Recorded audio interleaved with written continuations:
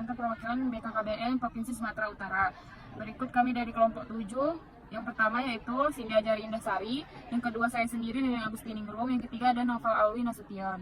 Yang bab 1 yaitu Sejarah BKKBN. Program Keluarga Berencana Nasional merupakan salah satu program untuk meningkatkan kualitas produk, mutu sumber daya manusia, kesehatan, dan kesejahteraan sosial yang selama ini dilaksanakan melalui pengaturan kelahiran, pendewasaan, usia perkawinan, peningkatan ketahanan keluarga, dan kesejahteraan keluarga. Perkumpulan Keluarga Berencana Indonesia yaitu PKBI dengan tugas memperjuangkan keluarga sejahtera melalui 3 macam usaha, yaitu mengatur kehamilan, mengobati kemandulan, dan memberikan nasihat perkawinan. Tugas BKKBN itu terdiri banyak sekali, tapi saya ingin meringkas saja. Yang pertama, perumusan kebijakan nasional, pemandu dan sinkronisasi kebijakan di bidang KB.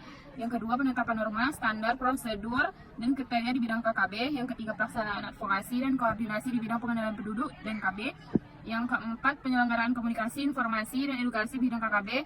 Yang kelima, penetapan perkiraan pengendalian penduduk secara nasional. Yang keenam, penyusunan desain program KBPK. Bab 2, kesimpulan audit. Kesimpulan audit itu ada 4, yaitu 1, kondisi. Kondisi itu kurangnya pelatihan dan pengembangan yang mengakibatkan karyawan kurang dalam pelayanan kepada masyarakat. Kurangnya pelatihan kerja yang mengakibatkan keterampilan karyawan yang tidak berkembang. Ruang dan waktu yang terbatas dan pelatihan dan pengembangan yang tidak merata. Yang kedua, ada kriteria. Kriteria itu ada 4. Yang pertama, pengalaman kerja karyawan. Yang kedua, pendidikan terakhir karyawan. Yang ketiga, kemampuan yang tidak dimiliki karyawan. Yang keempat, keterampilan yang dimiliki karyawan. Yang ketiga itu ada penyebab. Penyebab itu juga ada 4. Yang pertama, karyawan sedikit sulit beradaptasi. Yang kedua, kurang kerja sama antar karyawan. Yang ketiga, kurangnya public speaking terhadap karyawan. Yang keempat, kurangnya inisiatif karyawan. Akibat yang pertama, kinerja karyawan tidak sesuai SOP yang berlaku. Yang kedua, loyalitas karyawan menjadi menurun. Bab 3, rekomendasi. Hasil audit yang dilakukan menemukan beberapa kelemahan yang harus menjadi perhatian manajemen di masa yang akan datang. Kelemahan ini dapat dikelompokkan menjadi 3, yaitu pelatihan dan pengembangan tentang public speaking yang jarang diadakan. 2, motivasi kerja yang menurun. 3, kurangnya kepercayaan masyarakat terhadap pelayanan.